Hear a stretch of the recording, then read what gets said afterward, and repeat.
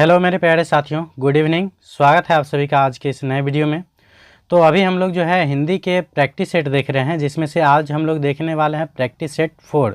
इसमें हम लोग टॉप 50 हिंदी क्वेश्चन को जो है फुल एक्सप्लेनेशन के साथ देखते हैं, जिसमें आप लोगों को बुक और हिंदी ग्रामर दोनों से लिया गया क्वेश्चन रहेगा।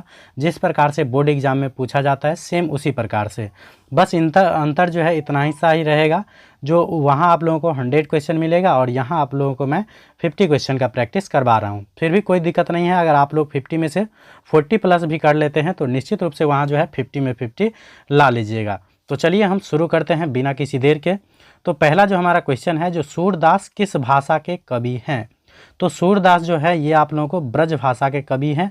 तो ऑप्शन नंबर बी इसका करेक्ट आंसर हो जाएगा। उसके बाद दूसरा क्वेश्चन है, जो दलित साहित्य का सौंदर्य शास्त्र नामक आलोचना पुस्तक जो है किसने लिखा है? तो ये लिखे हैं ओम प्रकाश वाल्मीकि जी। तो ऑप्शन नंबर ए इसका करेक्ट आंसर हो जाएगा। और बाकी तीनों अगर आप लोग नहीं देखे हैं अभी तक तो चैनल पर प्लेलिस्ट बना हुआ है, वहाँ से आप लोग देख सकते हैं। हिंदी ही नहीं बाकी भी विषय आप लोग देख सकते हैं। उसके बाद तीसरा क्वेश्चन है, जो ओ सदा नीरा शीर्षक निबंध में वर्णित मन जो है कैसा ताल है? तो यहाँ मन आपका मन नहीं है, यहाँ मन एक ताल का नाम है। पूछा जा रहा है वह कैसा ताल है, तो याद रखिएगा यह है गहरे और विशाल ताल। तो ऑप्शन नंबर डी इसका करेक्ट आंसर हो जाएगा। उसके बाद नेक्स्ट क्वेश्चन हमारा 4 नंबर, जो किसकी विजय हुई सेना की कि नागरिक की, किस पंक्ति पाठ से लिया गया है? तो जब ये विजय का या हार जीत का बात हो तो सिंपली हम लोग गौर कर लेंगे, डायरेक्ट हार जीत पाठ से लिया गया है। तो ऑप्शन नंबर ए इसका करेक्ट आंसर हो जाएगा। उसके बाद 5 नंबर क्वेश्चन है, जो अशोक वाजपेयी का मूल निवास स्थान कहाँ है? तो अशोक वाजपेयी जी का जो मूल निवास स्थान है ये हो जाएगा आप लोगों को सागर, जो मध्य प्रदेश में पड़ता है। तो ऑप्शन नंबर जो है ए इसका करेक्ट आंसर हो जाएगा। उसके बाद 6 नंबर क्वेश्चन है, जो क्लर्क की मौत शीर्षक कहानी में क्लर्क का क्या नाम है? तो क्लर्क की मौत जो आप लोगों का चैप्टर है, जो कि एडिशन में लास्ट में दिया गया है, उसमें बोला जा रहा है क्लर्क का नाम क्या था? तो ये था इवान डमित्री चेख्योव। तो ऑप्शन नंबर ए इसका करेक्ट आंसर हो जाएगा। उसके बाद 7 नंबर क्वेश्चन है, जो ईमानदार शब्द का विलोम क्या होगा? तो विलोम का मतलब होता है उल्टा, तो ईमानदार शब्द का जो उल्टा होता है ये हो जाता है बेईमान। तो ऑप्शन नंबर बी इसका करेक्ट आंसर हो जाएगा। उसके बाद नेक्स्ट क्वेश्चन हमारा है 8 का, जो आवरण का विलोम होगा। तो आवरण मतलब क्या होता है? ढका हुआ। तो इसका जो हो जाएगा अनावरण, मतलब बिना ढका हुआ। तो ऑप्शन नंबर जो है डी इसका करेक्ट आंसर हो जाएगा। उसके बाद नेक्स्ट क्वेश्चन है, जो ऊंच शब्द का विलोम है। तो ऊंच का विलोम क्या होता है? नीच। तो ऑप्शन नंबर बी इसका करेक्ट आंसर हो जाएगा। उसके बाद नेक्स्ट क्वेश्चन हमारा 10 नंबर है, जो कठोर शब्द का विलोम होगा। तो कठोर का विलोम क्या होता है? तो ये हो जाता है कोमल। तो ऑप्शन नंबर डी इसका करेक्ट आंसर हो जाएगा। उसके बाद नेक्स्ट क्वेश्चन हमारा 11 नंबर, जो भक्तमाल किसकी रचना है? तो भक्तमाल जो रचना है ये आप लोगों को हो जाएगा नाभादास का। तो ऑप्शन नंबर ए इसका करेक्ट आंसर हो जाएगा। उसके बाद 12 नंबर क्वेश्चन है, जो हिंदी कहानी के विकास में जो है मील का पत्थर कौन सी कहानी मानी जाती है? तो ये जो कहानी माना जाता है आप लोगों को, ये नाभादास जी का जो कहानी है वो। तो ऑप्शन नंबर जो है ए इसका करेक्ट आंसर हो जाएगा। उसके बाद 13 का क्वेश्चन है, जो जयप्रकाश नारायण का महाकाव्य है। तो जयप्रकाश नारायण जी का जो महाकाव्य है उसका नाम है कामायनी। क्या है? कामायनी। तो ऑप्शन नंबर ए इसका करेक्ट आंसर हो जाएगा। उसके बाद नेक्स्ट क्वेश्चन हमारा है 14 का, जो पुत्र वियोग शीर्षक कविता की कवयित्री जो है कौन है? तो पुत्र वियोग शीर्षक कविता के जो कवित्री है ये है सुभद्रा कुमारी चौहान। तो ऑप्शन नंबर सी इसका करेक्ट आंसर हो जाएगा। उसके बाद नेक्स्ट क्वेश्चन हमारा है 15 का, जो मालती किस कहानी की पात्रा है? तो पता होगा अगर आप लोग कहानी पढ़े होंगे रोज, तो रोज कहानी की नायिका है मालती। तो ऑप्शन नंबर बी इसका करेक्ट आंसर हो जाएगा। इसमें मालती जो है इनके पति का नाम था महेश्वर, जो एक डॉक्टर थे, और लेखक जो है इनके दूर का भाई था। उसके बाद नेक्स्ट क्वेश्चन हमारा है 6 नंबर, बोला जा रहा है ज्ञानेंद्र पति की कविता कौन है? तो ज्ञानेंद्र पति जी का जो कविता है उसका नाम है गाँव का घर। क्या हो जाएगा? गाँव का घर। तो ऑप्शन नंबर ए इसका करेक्ट आंसर हो जाएगा। उसके बाद 17 का है, जो हिंदी साहित्य का सूर्य किसे कहा जाता है? तो सदृघुकार सु से होता है सूर्य, तो यहाँ भी सदृघुकार सु से हो जाएगा सूरदास। तो हिंदी साहित्य का जो सूर्य कहा जाता है, ये कहा जाता है सूरदास को। तो ऑप्शन नंबर ए इसका करेक्ट आंसर हो जाएगा। उसके बाद नेक्स्ट है 18 का, जो नाभादास का काव्य रचना क्षेत्र है। तो नाभादास जी जो काव्य रचना करते हैं उसका क्षेत्र पूछा जा रहा है, तो याद रखिएगा ये हो जाएगा वृंदावन। तो ऑप्शन नंबर सी इसका करेक्ट आंसर हो जाएगा। उसके बाद नेक्स्ट क्वेश्चन है 19 का, जो सुभद्रा कुमारी चौहान का जन्म कब हुआ था।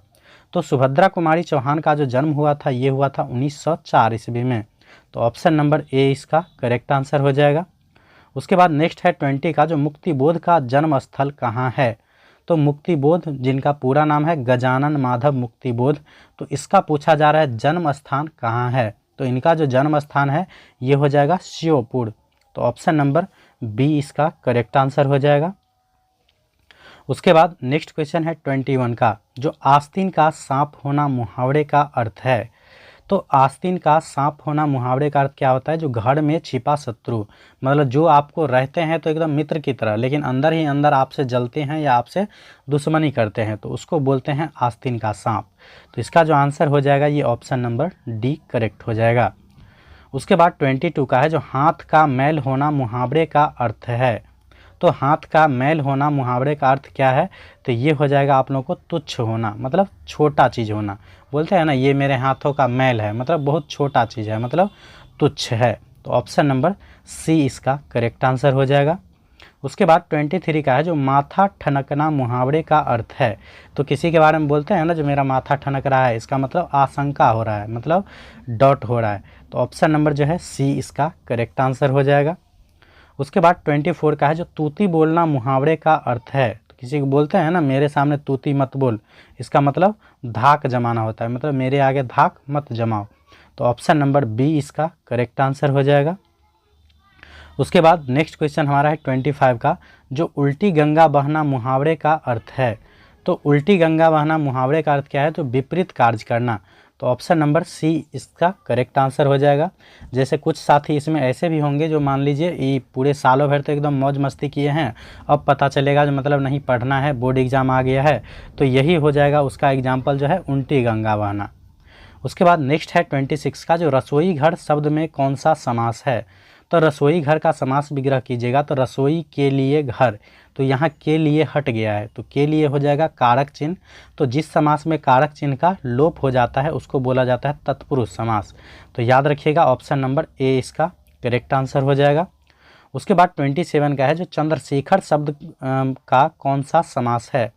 तो चंद्रशेखर मतलब होता है जो चंद्र है शिखर पर जिसके, अर्थात जिसके शिखर पर जो है चंद्रमा है। तो ये आप लोग जब हमारे शिव जी को चित्र देखे होंगे तो उसमें पता चला होगा जो उसके गंगे के ऊपर जो है क्या चीज़ का है, चंद्रमा का चित्र बना हुआ है। तो याद रखिएगा जो जिस समास का समस्त पद मिल करके एक नए पद का बोध कराता है उसको बोला जाता है बहुव्रीहि समास। तो चंद्रशेखर हो जाएगा बहुव्रीहि समास। तो ऑप्शन नंबर ए इसका करेक्ट आंसर हो जाएगा।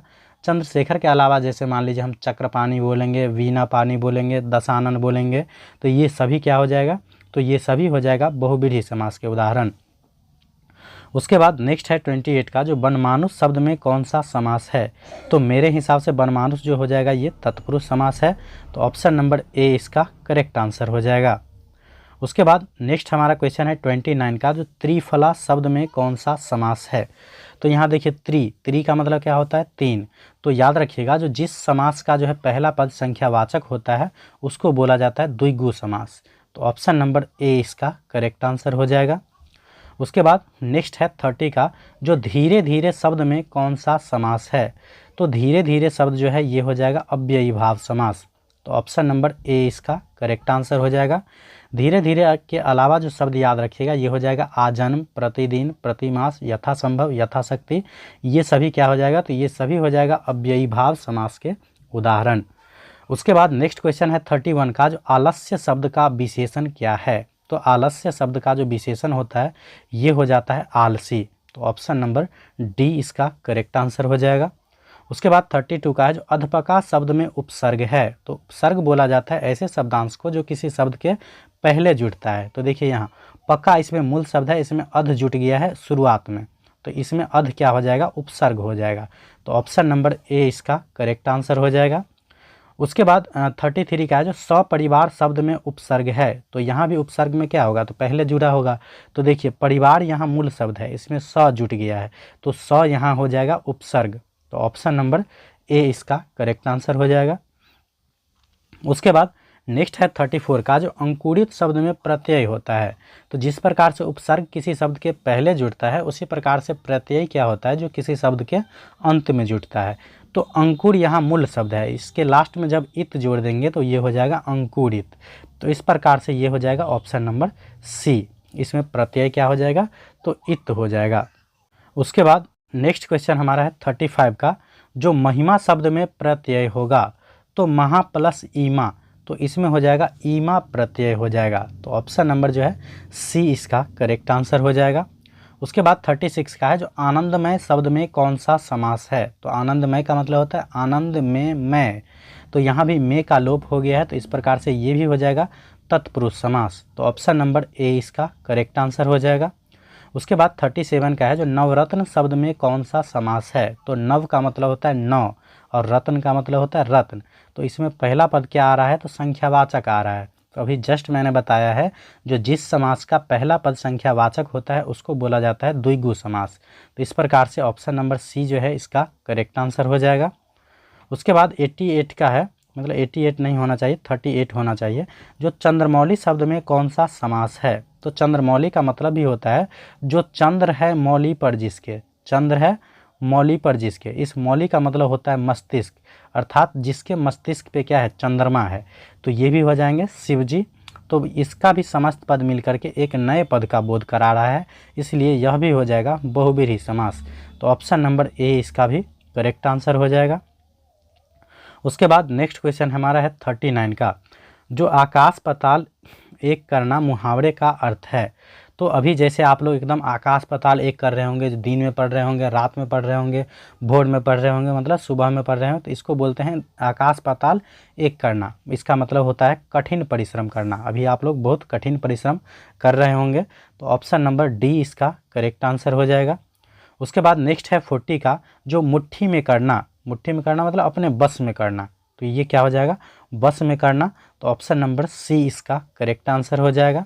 उसके बाद 41 का है जो पंचायती राज में क्या खो गया है। तो पंचायती राज में जैसे लग रहा है पंचमेश्वर खो गया है, पंच परमेश्वर, तो ऑप्शन नंबर सी इसका करेक्ट आंसर हो जाएगा। इसमें आप लोग गांव का घर जब पढ़िएगा कविता तो उसमें आप लोगों को मिलेगा। उसके बाद 42 का है जो एंटन चेखोव की कहानी है। तो एंटन चेखोव की कहानी कौन सी है, तो ये आप लोगों को तो पता होगा, जब लास्ट में आप लोग पढ़े होंगे तो लास्ट में जो 2-3 चैप्टर दिया गया है उसमें से ये लिया गया है। तो एंटन चेखोव की जो कहानी है उसका नाम है क्लर्क की मौत। तो ऑप्शन नंबर ए इसका करेक्ट आंसर हो जाएगा। उसके बाद 43 का है नेक्स्ट क्वेश्चन जो एक लेख और एक पत्र में जो है भगत सिंह ने किसको पत्र लिखा है। तो आपके पाठ्य पुस्तक में जो लिया गया है एक लेख और एक पत्र जो भगत सिंह के द्वारा लिखा गया है, तो पूछा जा रहा है इसमें भगत सिंह ने किसके पास पत्र लिखा था। तो ये अपने मित्र सुखदेव के पास लिखे थे। तो ऑप्शन नंबर ए इसका करेक्ट आंसर हो जाएगा। उसके बाद नेक्स्ट है 44 का जो तेरी कुरमाई हो गई का किस कहानी से संबंध है।